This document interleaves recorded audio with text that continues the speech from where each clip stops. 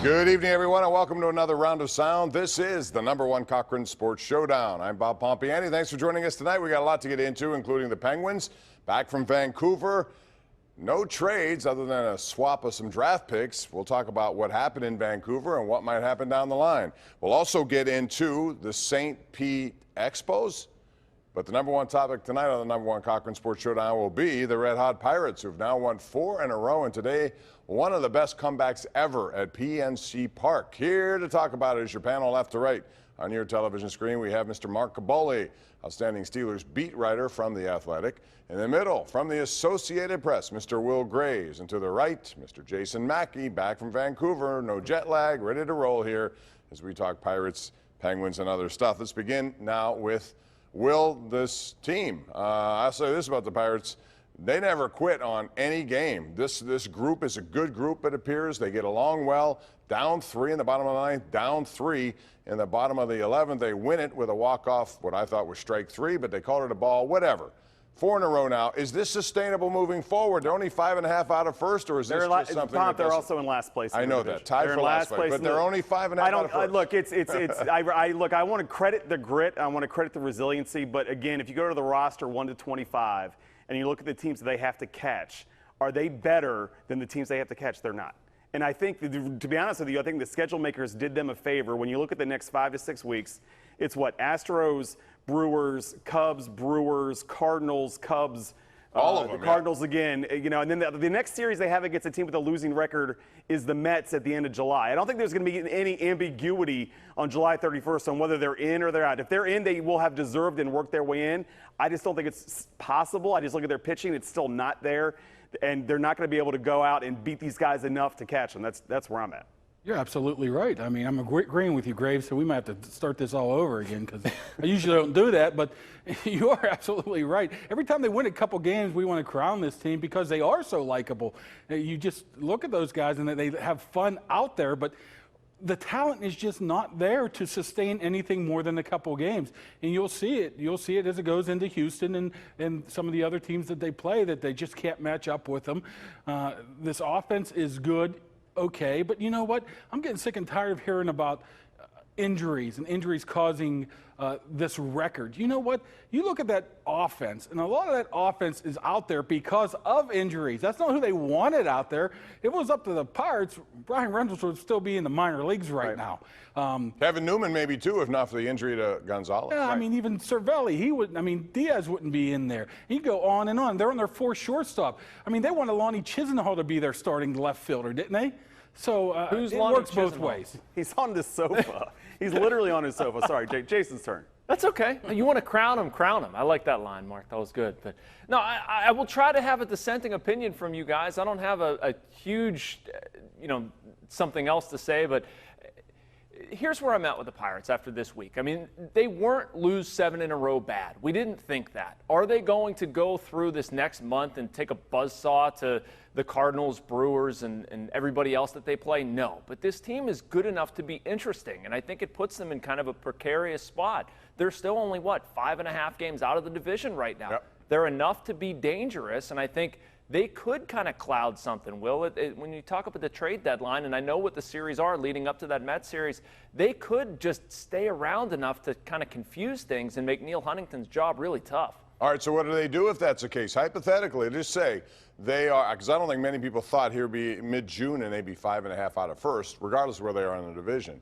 But, Will, what happens if, let's say they're 4.5 out of a wild card, for example? Now, last year he took a leap of faith and went out and made a trade and it backfired. At least it has so far. What do they do? What should he do? I don't know. I mean, I think, the more I look at it, I look at the Archer trade last year. When you look what's happened in the free agency market in December, the last couple Decembers, I think almost like that has been where the Pirates are going to splurge, is going to maybe be at the deadline because they're not going to do it in the offseason because nobody's doing it in the offseason. For me, I just don't think it's, with Jameson Taillon still, you have no idea when you're going to have him back. And to me, the season was lost the second that they said that he was on the 60-day DL and they did nothing. They tried to use the opener. They tried to patch things together. They tried to get Nick Kingham to work out. I mean, Brault has turned it around a little bit.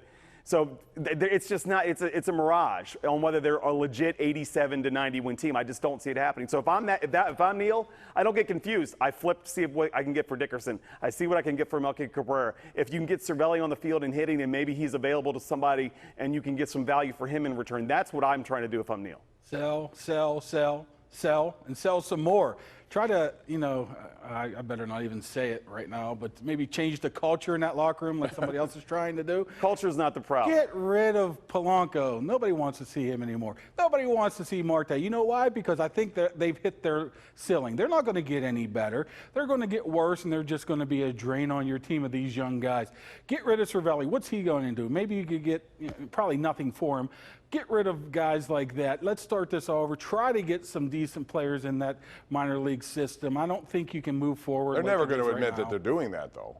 They're never going to admit that, right, Jason? They'll never say we're in a rebuild mode. No, they won't. And most professional sports teams won't. I mean, I don't think it's unique to the New York Pirates. Rangers did, and they're doing a pretty good job. More on that in a moment. They did, and the Rangers did a terrific job of it. And look at where they're at now. But, I mean, I think back to a point Will made there about the pitching and where it kind of – this would have to hurt as a fan. Like, this is a very good, young, scrappy line. There's a lot of reasons to be excited about the Pirates, and I still look at this and say, where would they be right now if they would have got one legit major league arm when Tyone went down? And by the way, none of that sounds terribly encouraging with what he's going through right now. But if they just got one guy and we had one less game of Montana DeRapo or Nick Kingham or whatever route they chose, they might be 2 games out of first or something right now. It's crazy. All right, let me ask you guys this. Mark, start with you on it.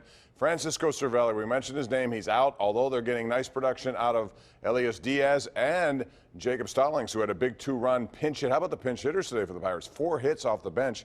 What would you do with Francisco Cervelli? Say you can't trade him. Do you play him at all? What do you do with him?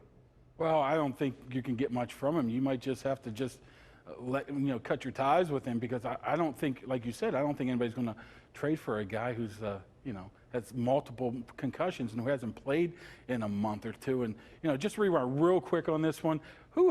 Back to the last topic real quick. Does anybody have a confidence these young guys are going to progress? Weren't we talking about guys 5-6 years ago that, hey, if they stay on this path, they're going to be great? So I just want to get that in there. The Steelers have to have these young guys, Pirates, to progress. You see where my mind is. Progress because they haven't. I mean, but Polanco, Marte, you can go on and on. I mean, for Cervelli, look, he's a great guy. He's been a good clubhouse guy. He had a great year last year. Concussions, as we all know, from having other players in this market deal with that throughout their career. You have really no idea what you're going to get. You have no idea when the symptoms are going to clear up.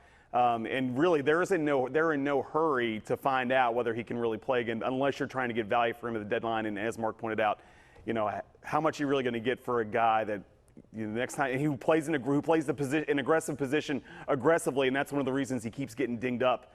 It sucks because he's a good dude, but I'm just not sure what's left for him. Yeah, and Elias Diaz has been tremendous. I like what Kevin Stallings has done in a backup role, the way at least he handles some of the pitchers anyway. There's not a ton there with the bat, but I would not be monkeying around with it. I mean, you'd like to think in a perfect world you can play Cervelli and then trade him to somebody else, but given his concussion history, I think 6 since 2011, something like that, it's insane. I mean, I just don't see how you can go there. Pirates are off tomorrow. Then they begin a 3-game series in Houston. Garrett Cole, Trevor Williams, and game 1 on Tuesday, and then a TBA after that. And that's where they are right now with their pitching. When we come back, we're going to talk about the Penguins. On this show, we often talk about what players are getting hot at the right time, but it's not the players. We're talking about hot savings right now at #1 Cochran. That's everybody's talking point this week. It's because right now you're going to save up to $1,000 extra on a new vehicle during their red, white, and blue tag event. It's all at #1 Cochran, all their brands, all their Cochran locations. Hurry in. The red, white, and blue tag event ends on Saturday. Visit Cochran.com and do it right now.